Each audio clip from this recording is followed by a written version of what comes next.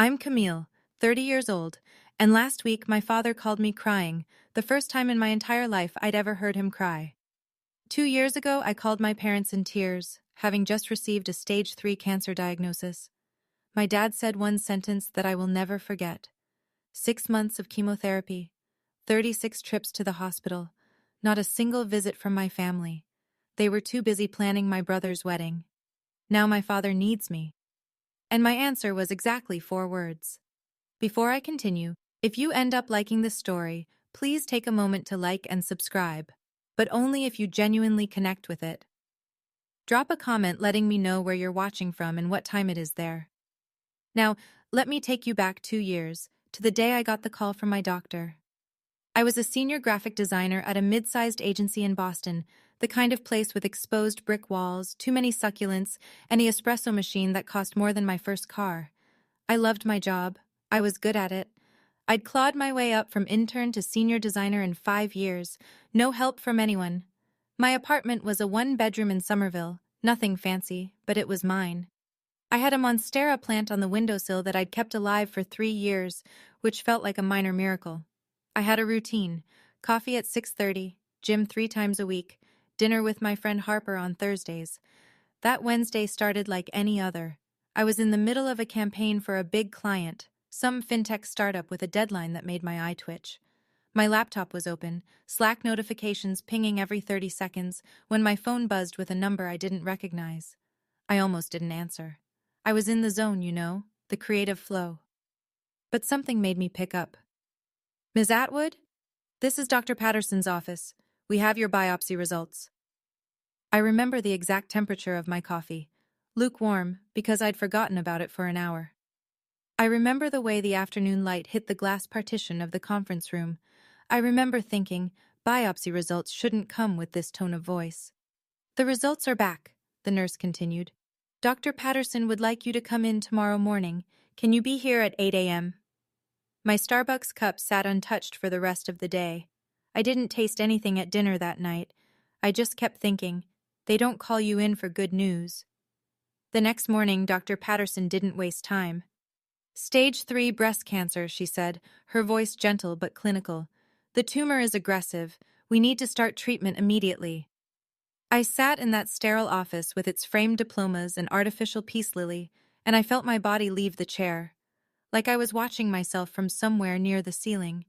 A woman in her 20s, still wearing the blazer she'd put on for work, hearing words that belonged in someone else's life.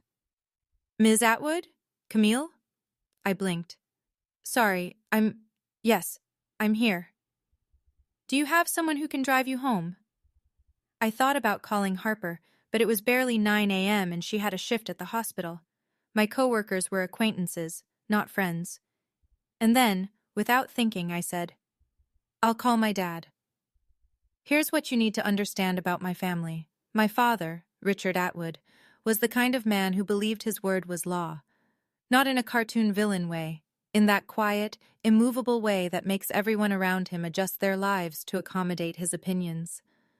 When I was growing up, we didn't argue with Dad. We didn't question Dad. We just did what Dad said. And despite everything, despite the years of feeling second best, I still reached for him in that moment. Because that's what daughters do, isn't it? When the world falls apart, you call your father. I walked out of the oncologist's office, found a bench in the hallway, and pulled out my phone. My hands were shaking so badly it took 3 tries to tap his contact. The phone rang twice before he picked up. "Camille? What is it? I'm in the middle of something." I should back up. Let me explain the Atwood family hierarchy. My brother Derek is 2 years younger than me, but you'd never know it by the way our parents treated us. Derek was the sun. I was background radiation. Derek got a full ride to Boston College, not because he earned a scholarship, but because Dad wrote the check without blinking. I got told that girls don't need expensive degrees, and took out $87,000 in student loans for a state school. When Derek got his first job, Dad threw a party. When I got promoted to senior designer, Mom texted me a thumbs-up emoji. Derek had just gotten engaged to Megan, a perfectly pleasant woman with perfectly highlighted hair and a perfectly boring job in HR. The wedding was set for October, 4 months away, and it had consumed my family like a black hole consuming light. Every conversation was about the wedding. Every family dinner was wedding planning. My mother had a Pinterest board with 847 pins. "Dad," I said into the phone, my voice cracking, "I just came from the doctor. I have cancer. Stage 3. Silence. I waited. I could hear him breathing. Somewhere in the background, I heard my mother's voice asking who was calling. "Dad, did you hear me?" More silence.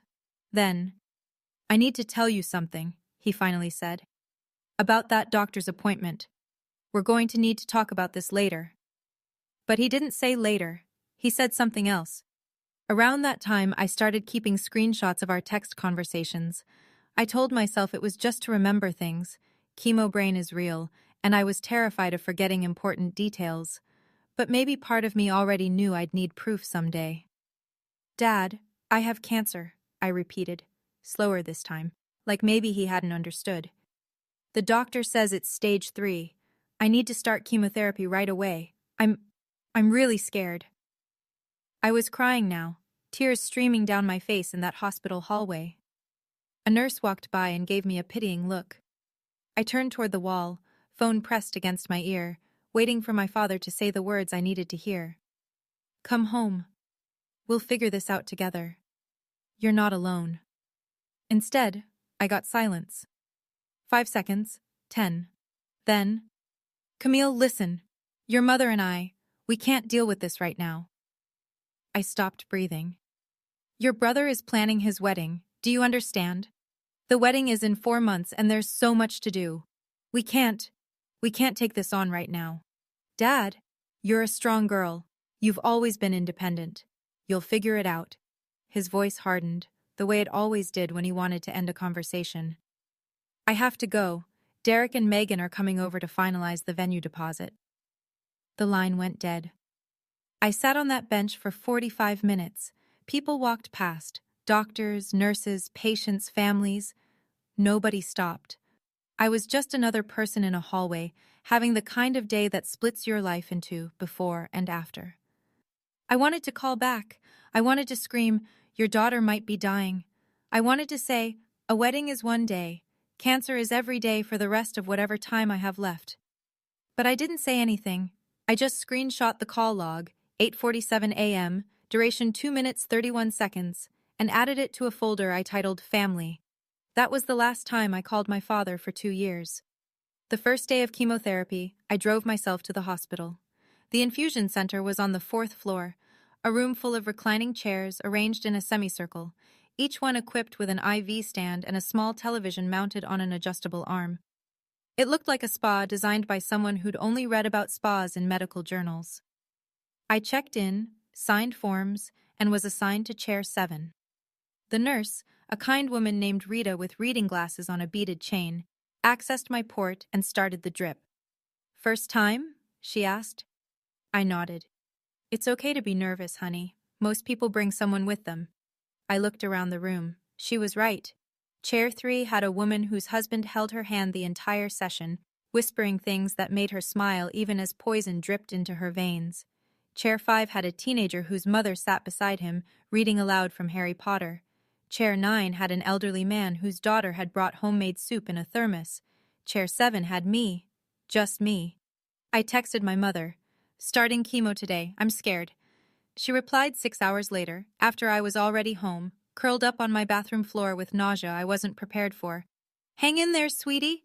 Mom's at the florist with Megan, picking centerpieces. Peonies or roses, what do you think?" I stared at that message for a long time. Then I screenshot it, added it to the folder, and typed back, "Roses are nice." I didn't tell her I'd spent the last hour dry heaving. I didn't tell her that I'd had to pull over twice on the drive home because my vision was blurring. I didn't tell her anything real. What was the point? I met Harper Sullivan during my 3rd chemo session. She was a nurse practitioner who ran a support group for cancer patients, one of those hospital programs that exists because someone wrote a grant proposal about holistic care or patient wellness outcomes. I'd ignored the flyers for 2 weeks until Harper approached me directly. "You're always alone," she said, sitting down in the empty chair next to mine. She had curly red hair pulled back in a practical ponytail, and the kind of direct eye contact that made it hard to lie. I noticed these things. I'm fine. I didn't ask if you were fine. She smiled, but it wasn't pitying. It was warm. I asked why you're always alone. Big difference. I should have brushed her off. I should have said something polite and dismissive, the way I'd learned to handle conversations I didn't want to have. But I was 3 rounds into chemo, my hair was starting to thin, and I hadn't had a real conversation with anyone in weeks. My family is busy, I said. And then, because something about Harper made honesty feel safe, with my brother's wedding. Her expression didn't change, but I saw something flicker in her eyes, recognition maybe, or anger on my behalf. When's the wedding? October. And when's your last chemo session scheduled? November. She nodded slowly. You know, we keep visitor logs at this hospital. Every patient, every visit, who came to see them and when. It's mostly for security, but some people request copies later, for their records, for their memories. I didn't understand why she was telling me this, not then, but I filed it away, and 3 days later, I requested my first copy. Derek's wedding was scheduled for October 15th. I was between chemo cycles, the brief window where I felt almost human, where the nausea had faded but the exhaustion hadn't fully set in. I wasn't planning to go. I hadn't been asked to be in the wedding party, not even as a reader or a candlelighter. But I thought maybe I'd show up, sit in the back, see my family. Then my father called, one of his rare calls. Camille, about the wedding, he started. Your mother and I have been talking. Hope flickered in my chest. Stupid, stubborn hope. We think it's best if you don't attend. The hope died. You understand, he continued, as if he were explaining something obvious to a child. You look unwell. You've lost weight. Your hair. He cleared his throat. It's Derek's special day. We don't want anything to overshadow it. Anything meaning me. Overshadow meaning remind everyone that his daughter was fighting for her life while they celebrated centerpieces and seating charts. I understand, I said, and I did. I understood exactly what kind of family I had. The wedding happened without me. I saw the photos on Facebook. My mother's post got 247 likes, while I lay in bed recovering from round 4. My father in his Brooks Brothers suit beaming. My mother in champagne silk, dabbing her eyes. Derek and Megan, golden and glowing, surrounded by 150 guests who had no idea the groom's sister existed. The caption read, "The happiest day of our family's life." I screenshot it, added it to the folder. Then I closed Facebook and didn't open it again for 6 months. Some things you don't need to see twice. 3 weeks after the wedding, the medical bills started arriving. My insurance covered a lot, thank God for my company's PPO plan, but a lot isn't the same as everything. After deductibles, co-pays, and the medications my plan considered non-formulary, I was looking at $47,000. $47,000 I didn't have. I sold my car. I canceled every subscription. I stopped buying groceries that weren't on sale, and when that still wasn't enough, I did something I'd sworn I'd never do again. I asked my father for help. Dad, I'm in trouble. The medical bills are more than I can handle. Could I borrow some money? I'll pay it back. I stared at that text for 20 minutes before sending it. My finger hovered over the button like it was a detonator. But I was desperate, and desperation makes you forget your pride. His response came 2 hours later. Your mother and I just finished paying for Derek's wedding. We don't have extra right now. Have you looked into a personal loan? Your credit should be good enough. I read it 3 times waiting for a follow-up. A sorry, or an I wish we could help, or even a we love you. Nothing came. $47,000. That was the price of my survival. And my family, who had just spent $80,000 on a wedding for my brother, as Derek had proudly mentioned to relatives, couldn't spare a dime. I screenshot the conversation. I added it to the folder. Then I applied for a personal loan with a 14% interest rate, because what other choice did I have? I'd be paying it off for years, but I'd be alive to do it. At least, I hoped I would be. The worst night came after round 4. My oncologist had warned me, The cumulative effects of chemo build up, each round harder than the last. But nothing prepares you for lying on your bathroom floor at 2 a.m., shaking so hard your teeth chatter, while your body tries to reject every cell it contains. I lost my hair that night. Not gradually, the way it had been going, strand by strand, handful by handful, but all at once. I woke up to a pillow covered in blonde, the hair I'd had since birth, the hair my mother used to braid when I was small.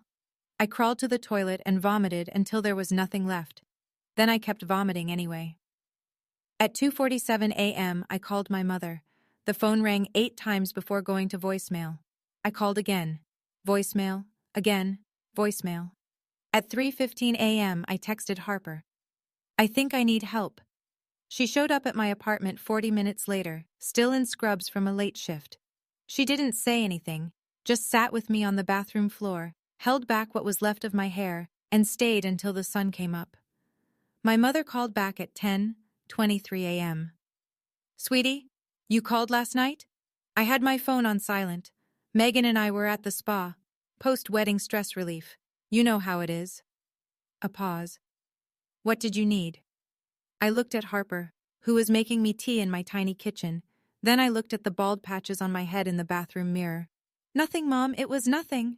Oh, good. Well, call any time. Love you. She hung up before I could respond. I screenshot the call log, and I understood, finally, what family meant. I know a lot of you watching might have been through something similar, abandoned by the people who were supposed to love you when you needed them most.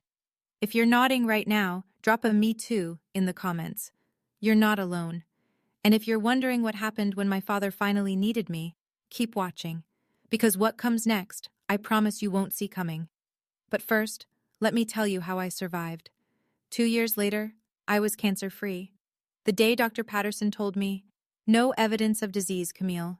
You did it." I walked out of her office and cried in the parking garage for an hour. Not sad tears, not even happy tears exactly.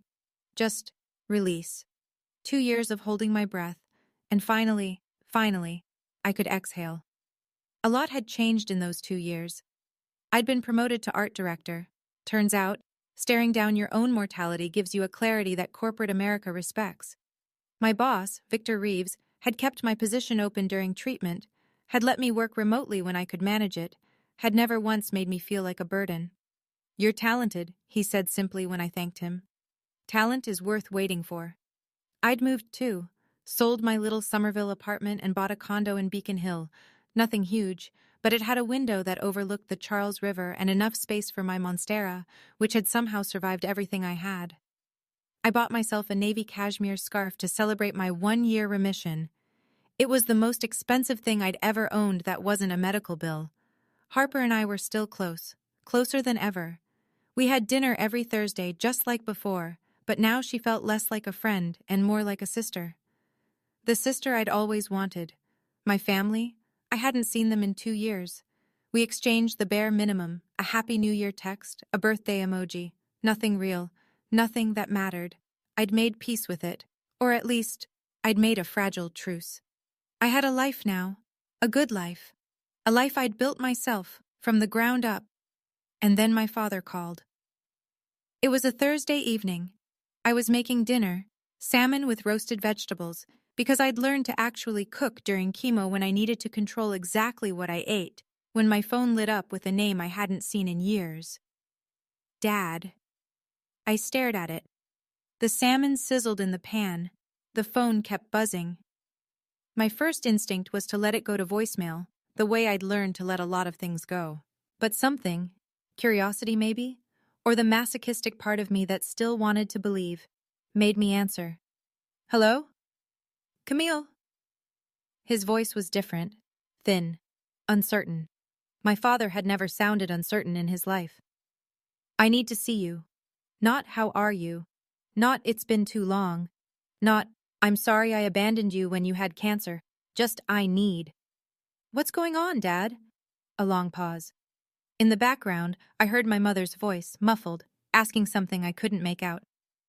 "I've been diagnosed with something." Another pause. "Parkinson's disease. Early stage, they say, but..." He trailed off. I stood in my kitchen, phone pressed to my ear, waiting for him to continue. The salmon was starting to burn. I didn't move. "I need my family around me right now," he finally said. "There's a dinner Sunday at the house. Your mother, Derek, and Megan. I want you there. We need to discuss the future." The future. As if I hadn't spent 2 years building a future without him. "Okay," I heard myself say. "I'll be there." After I hung up, I realized something. In that entire conversation, the first real conversation we'd had in 2 years, he never once asked if I was okay. He didn't even know if I'd survived. I spent the next 2 days oscillating between dread and a dark kind of curiosity. Parkinson's disease. I looked it up because that's what I do now. I research. Early-stage Parkinson's isn't a death sentence. It's a slow decline, a gradual loss of control, tremors, stiffness, eventually, difficulty walking, talking, swallowing. It requires long-term care. It requires patience. It requires someone willing to put their life on hold. And suddenly, I understood why my father had called. Not because he missed me, not because he regretted what he'd done, because he needed something, and I was the logical choice. The daughter without a husband, the daughter without children, the daughter who had always been expected to sacrifice. I called Harper that night. "You're going?" she asked, her voice careful. "I need to know what they want, and I need them to look me in the eye when they ask for it. Cam, I'm not going to let them manipulate me, not anymore." I touched the cashmere scarf hanging by my door, my reminder of everything I'd survived. "But I need to face them. Does that make sense?" Harper was quiet for a moment. Then, "You know that folder you've been keeping? The screenshots? The visitor logs?" "Yeah. Bring it, just in case." I could hear her choosing her words carefully. Not to use, but to remind yourself of the truth, if they try to rewrite it. I hadn't opened that folder in months, but that night I sat on my bed and scrolled through 2 years of evidence. The texts, the call logs, the hospital visitor records with my name at the top and an empty column where visitors should have been. My family's love story, told in documentation. Sunday arrived too quickly. I dressed carefully, not to impress, but to armor. Black slacks, a cream silk blouse, the cashmere scarf draped over my shoulders. I looked successful. I looked healthy. I looked like someone who had built a life without them. Harper texted me before I left. "Remember, you don't owe them anything, not a single thing." The drive to Newton took 40 minutes. My parents' house was exactly as I remembered. A white colonial with black shutters, 3 stories, 5 bedrooms, a lawn so manicured it looked artificial. The house I'd grown up in but never belonged to. The house where I'd learned that love came with conditions. I sat in my car for 5 minutes, watching the warm light spill from the dining room windows. I could see figures moving inside. My mother, probably, setting the table with the good china, the Waterford crystal, the sterling flatware, all the props of a family that looked perfect from the outside. My phone buzzed. Harper again. "You've got this. You survived cancer. You can survive dinner." She was right. I'd faced down death. What was a family meal compared to that? I grabbed my purse, inside it, my phone with the folder that contained everything, and walked up the brick pathway to the front door. The doorbell chimed the same 3 notes. It had my whole life. My mother answered, her face arranged in an expression I couldn't quite read. Joy? Relief? Guilt? "Camille." She pulled me into a hug before I could react. She smelled like Chanel No. 5, the same perfume she'd worn to my high school graduation, to Derek's wedding, to every important moment that didn't include me. "You look wonderful. Come in, come in." I stepped inside and braced myself. The dining room hadn't changed in 2 years, or maybe 20. The mahogany table that sat 12, even when there were only 5 of us. The crystal chandelier that my grandmother had brought over from Ireland, or so the story went. The family photos on the wall, arranged chronologically, stopping abruptly around my 18th birthday. I noticed that detail for the first time. The photo timeline. There was Derek's college graduation, Derek's engagement party, Derek's wedding. But me? I was frozen at 18, awkward in a prom dress, smiling at a camera that didn't care. "Camille!" Derek stood from his seat, ever the golden boy, approaching me with arms spread wide. Behind him, Megan remained seated, one hand resting on her belly. 5 months pregnant, I'd heard through the grapevine. The next generation of Atwood favoritism already in development. Derek. I accepted his hug stiffly. He felt bulkier than I remembered, the softness of a man who didn't have to fight for anything. You look great, really great. His eyes flicked to my hair, grown back finally, though shorter than before. He had the decency not to mention it. And then I saw my father. He sat at the head of the table where he'd always sat, but something was different. He looked smaller, older. His left hand trembled slightly against the white tablecloth, a tremor he was trying to hide but couldn't. His eyes, when they met mine, held something I'd never seen before. Fear. Sit down, Camille. His voice was still commanding, but frayed at the edges. We have a lot to discuss. I took the seat across from Derek, my back straight, my purse beside me on the floor. Inside it, my phone waited. The trap was set. I just wasn't sure yet who it was set for. My mother served dinner, rack of lamb, roasted potatoes, green beans almondine, the same meal she made for every important family gathering. We ate in near silence, the scrape of silverware against china filling the void where conversation should have been. When the plates were cleared, my father stood, or tried to. His legs seemed to resist him, and he gripped the table edge for support before finding his footing. I'll get right to it, he said, his voice carrying the authority of a man who had spent 62 years never being questioned. You all know about my diagnosis, Parkinson's, early stage, but it's going to progress. The doctors say I'll need assistance, long term. He let that hang in the air. My mother looked at her hands. Derek shifted in his seat. Megan rubbed her belly. We've discussed it as a family. When, I thought, when was this discussed without me? And we believe the best arrangement is for someone to move back home, to help with my care. His eyes landed on me. Camille, you're the obvious choice. I felt the word obvious like a slap. Not best, not preferred, obvious. The leftover child, the one without a husband, without children, without anything important enough to prevent her from being useful.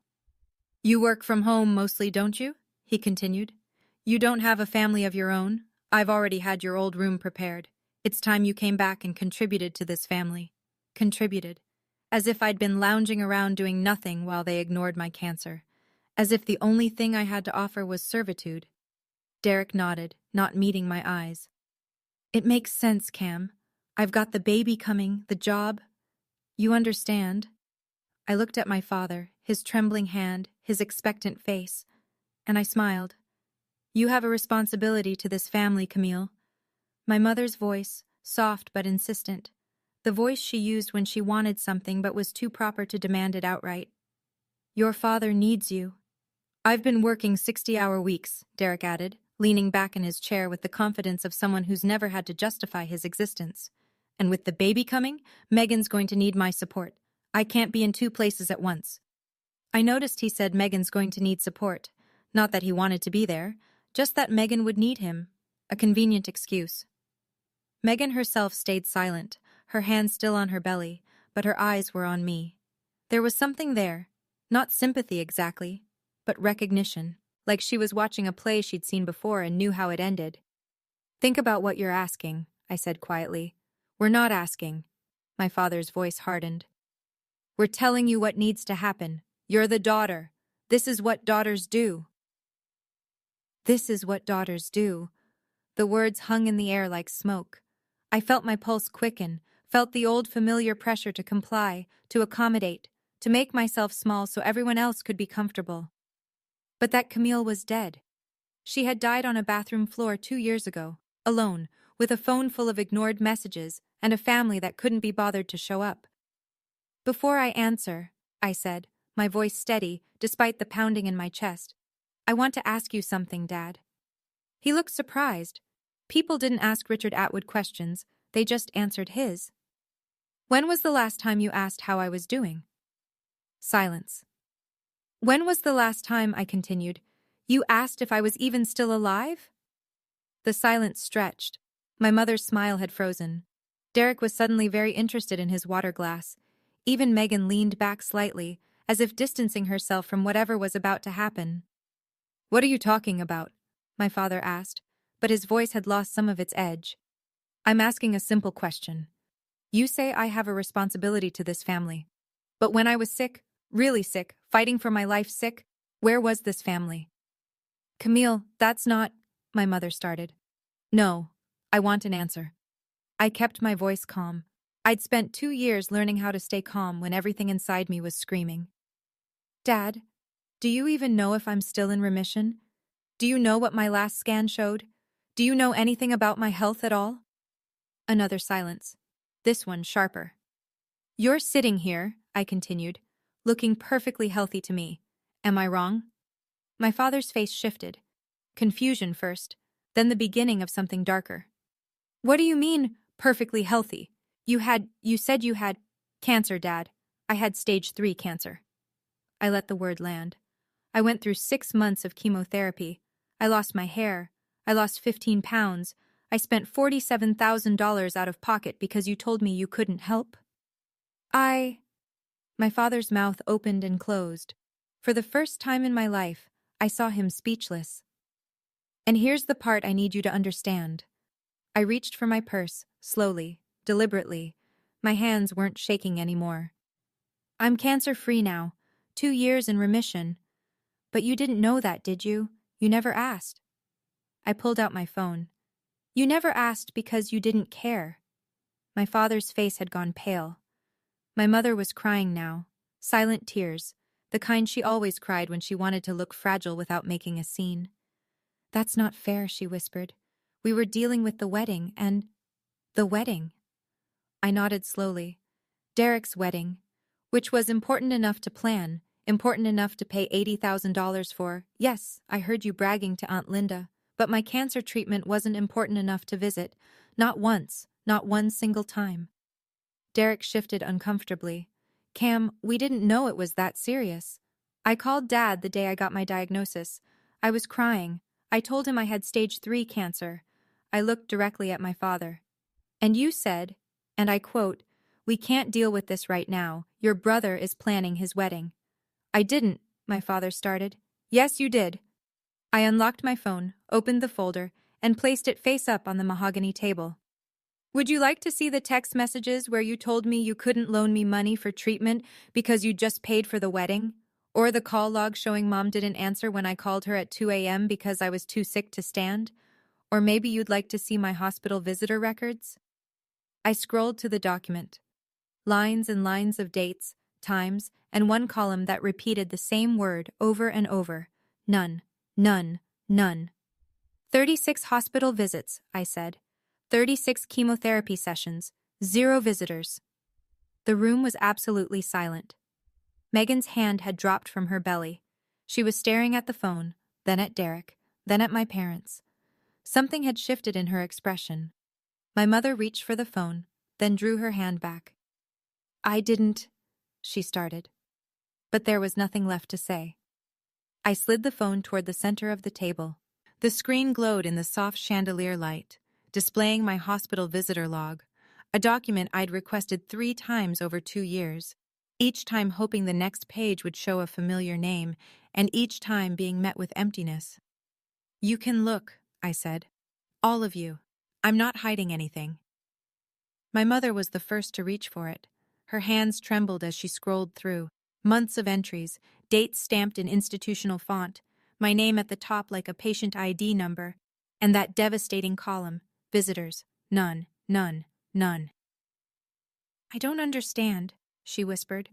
"Why didn't you tell us how serious—" "I did tell you." I pulled up the screenshots. Here's where I texted you my chemo schedule, and here's where you replied asking about roses versus peonies. Here's where I asked Dad for money, and he told me to get a loan. Here's where I called you 23 times over 6 months, and you answered, twice. Derek grabbed the phone from my mother, scrolling through the evidence. His face had gone a grayish color I'd never seen before. Megan leaned over his shoulder, reading, her jaw tight.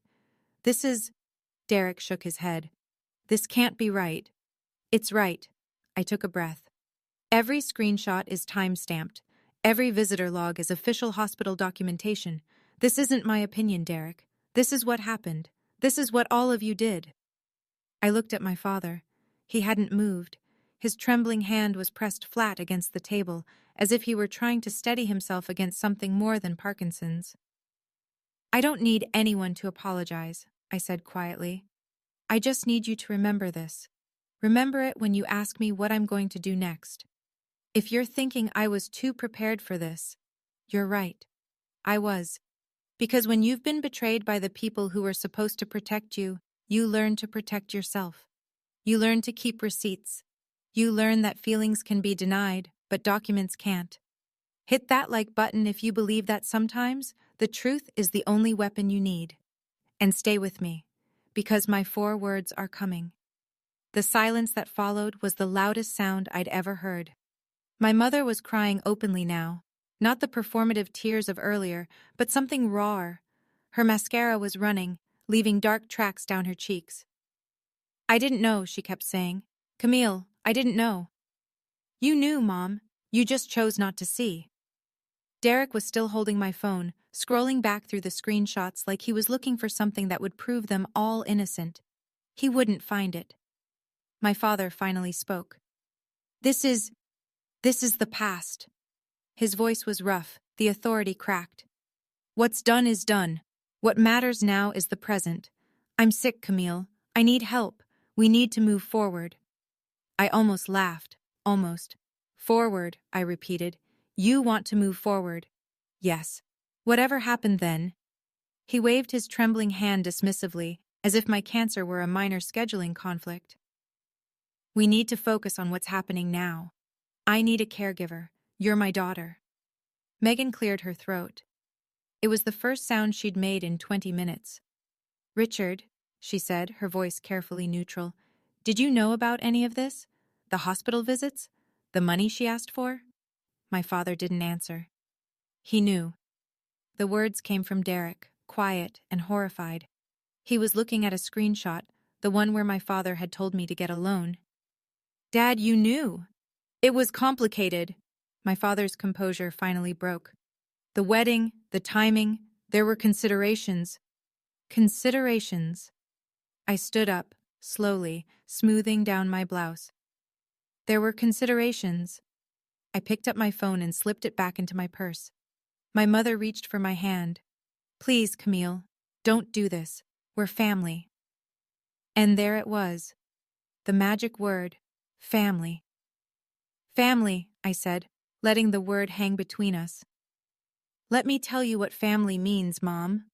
I didn't raise my voice. I didn't need to. Family means showing up.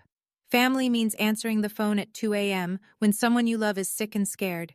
Family means offering to help with medical bills instead of throwing $80,000 at a party. Family means, at minimum, visiting your daughter in the hospital. Once. Just once. My mother's face crumpled.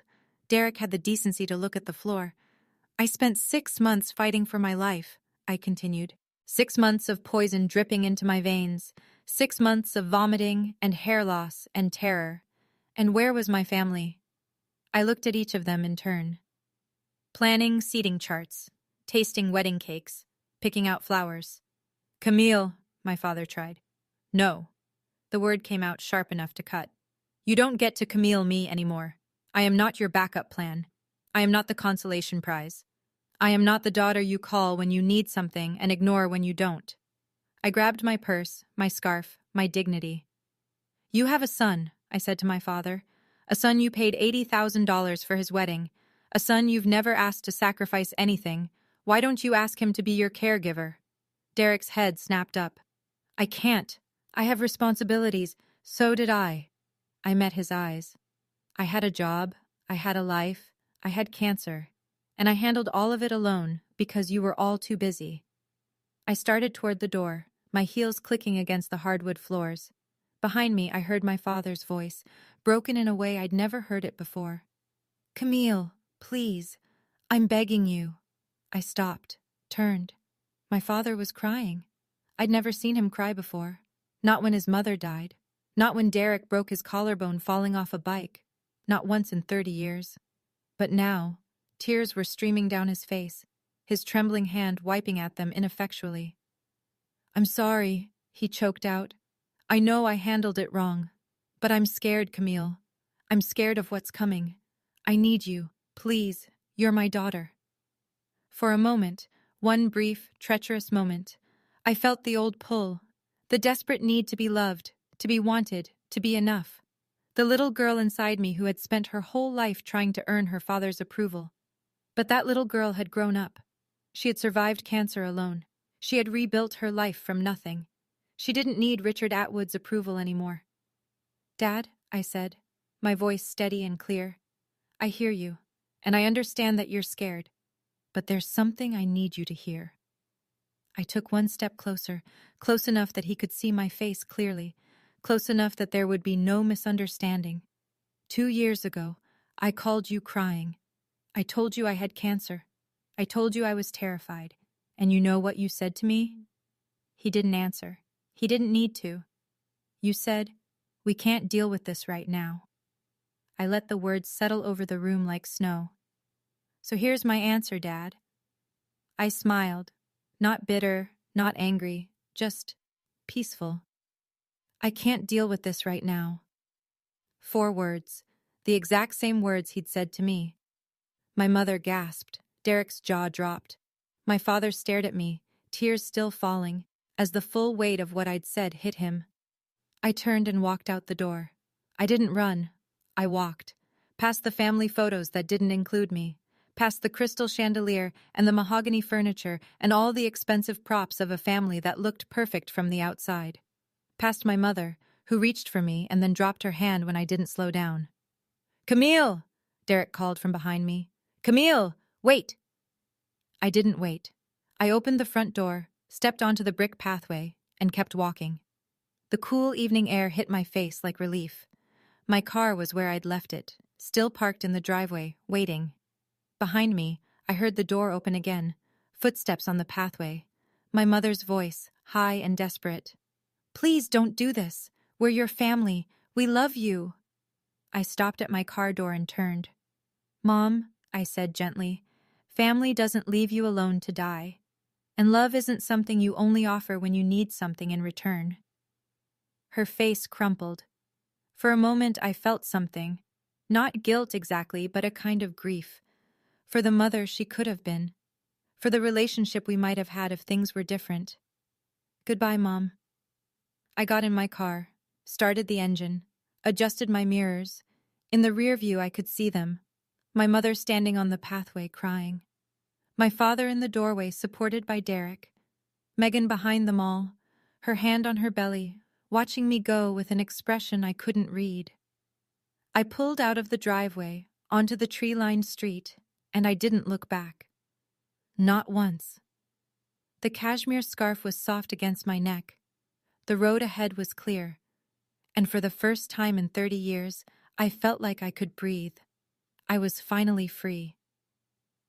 1 week later, my mother called. I answered, not because I owed her anything, but because I was curious.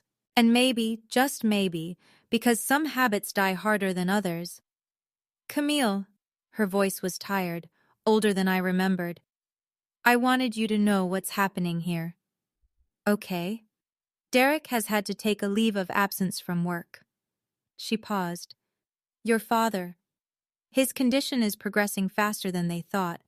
He needs daily assistance now. Meals, medication reminders, help getting dressed." I listened without commenting. "Derek is doing it. He didn't have a choice. With Megan pregnant, they couldn't afford a full-time caregiver, and your father refused to consider a nursing home." Another pause. "Derek missed an important project. His supervisor wasn't happy. There's talk that he might be passed over for the promotion he was expecting." I thought about Derek, golden boy Derek, who had never been asked to sacrifice anything. Derek, who had an $80,000 wedding paid for while I took out loans for chemo. Derek, who had sat at that table and nodded along when our father demanded I give up my life. "I'm sorry to hear that," I said. And I meant it. Not for Derek, but for the situation. For the inevitable collision between expectation and reality. "Megan is stressed," my mother continued. She didn't sign up for this. They're fighting constantly. She says, she stopped herself. She says what? A long sigh.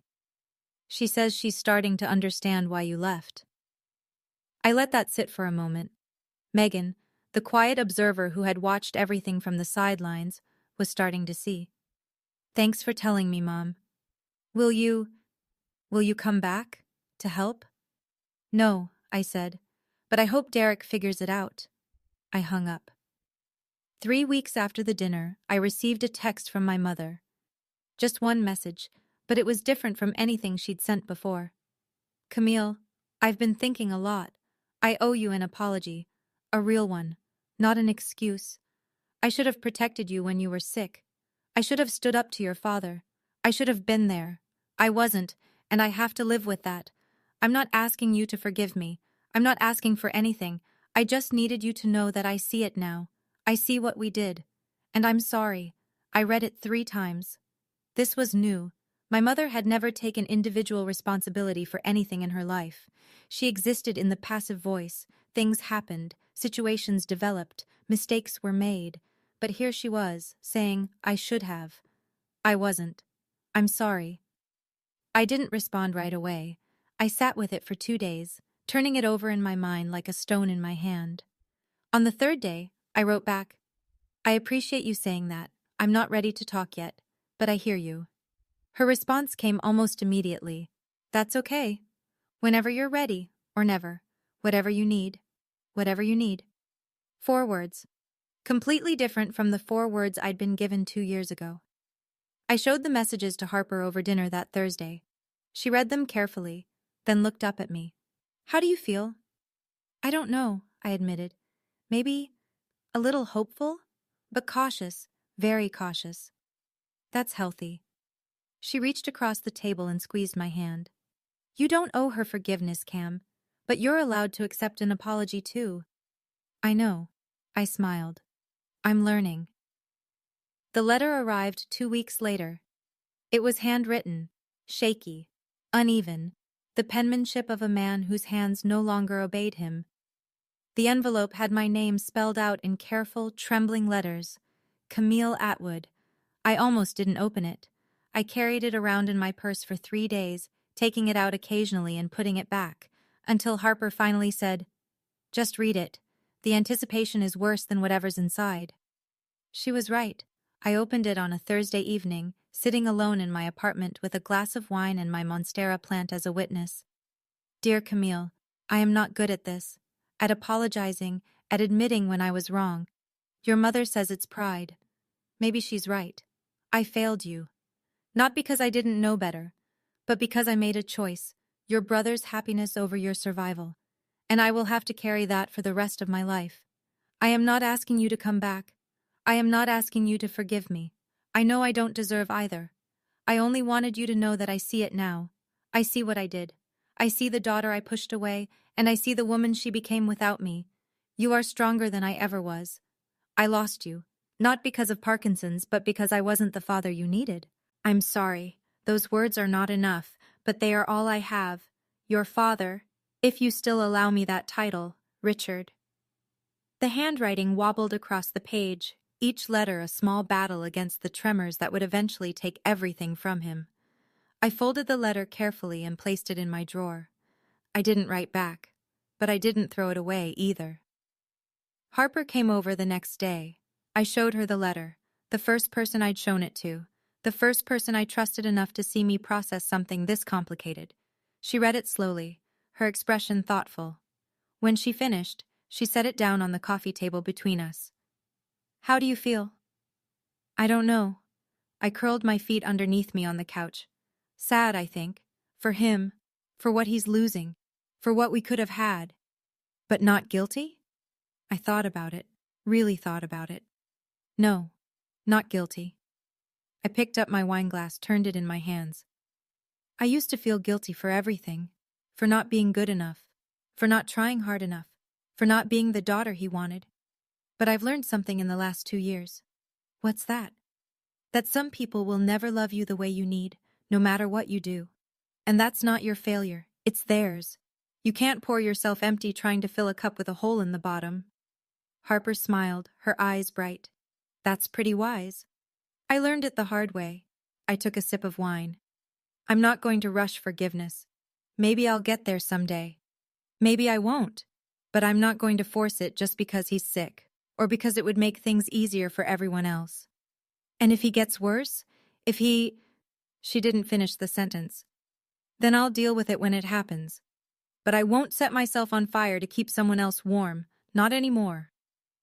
I looked at the letter, still sitting on the table. That's my boundary, and I'm allowed to have it. Yes, Harper agreed. You absolutely are. 6 months later, I was still cancer-free.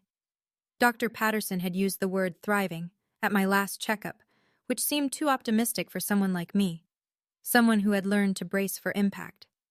But maybe she was right. Maybe I was thriving. I'd been promoted again. Creative director now, with an office that had a window overlooking the Boston skyline. My Monstera plant had made the journey with me, thriving in the better light. I'd hired 2 junior designers and discovered that I actually loved mentoring people, guiding them through the challenges I'd faced alone. I was dating someone. His name was James, and he was a high school history teacher with kind eyes and a terrible sense of humor. He knew about my cancer, about my family, about all the ways I'd been broken and rebuilt. He didn't try to fix me. He just showed up, consistently, the way people who love you are supposed to. Harper and I still had dinner every Thursday. She'd started dating someone too, a surgeon from her hospital, a woman named Elena who laughed at all of Harper's bad jokes. We were building a life, all of us, together. The family we chose. My mother texted me every few weeks. Short messages, mostly. Thinking of you. Hope you're well. I responded sometimes. Not always. We weren't close, and maybe we never would be. But we were something. A work in progress. My father's Parkinson's had progressed. He'd finally agreed to a part-time caregiver, paid for out of the retirement fund he'd been hoarding. Derek visited twice a week now. Duty, I assumed, not love. But maybe that's all some families have. I hadn't seen them since that dinner.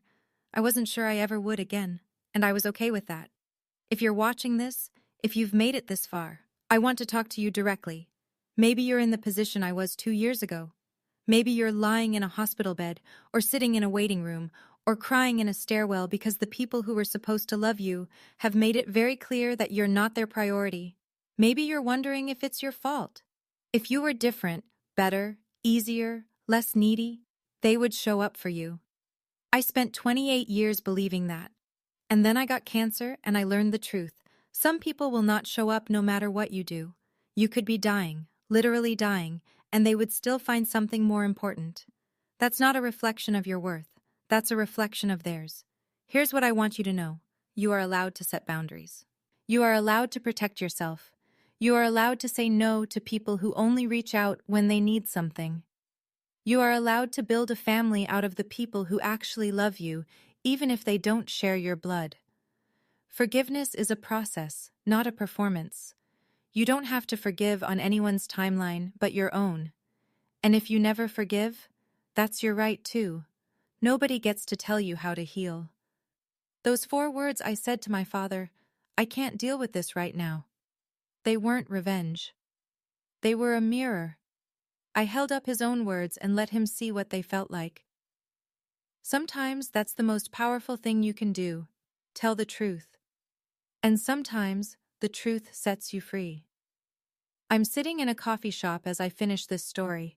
My favorite spot, the one with the good lattes and the big windows overlooking the street. It's a Thursday afternoon. Harper will be here in an hour for our weekly dinner. My phone is in my pocket. Inside it, there's still a folder called Family. All those screenshots and visitor logs and evidence of the worst time in my life. I don't look at it much anymore, but I keep it, just in case. Outside, the city is moving. People walking, cars honking, life happening. I'm part of it now, not watching from a hospital bed or hiding in a bathroom, but really living. 4 words changed everything, not because they were clever or cruel or even satisfying, but because they were true. I'm Camille, 30 years old, cancer survivor, And I've learned something that took me way too long to understand. Family isn't blood. Family is who shows up when you need them most. And sometimes, the most loving thing you can do for yourself is walk away from people who never loved you back. Thanks for listening. Take care of yourself. Really, I mean it. If this story resonated with you, here are the lessons I carry with me every day. 1. You don't owe anyone your sacrifice if they weren't there when you needed them. 2. Keeping records isn't about revenge. It's about protecting your own truth when others try to rewrite it. 3. Boundaries aren't selfish. They're self-respect. If you're still here, thank you. That means more than you know. Hit subscribe if you want to hear more stories like this one. Drop a comment and tell me, have you ever had to set a boundary with family? What happened? And if you want more, check the description. There's another story waiting for you there. Until next time, take care of yourself.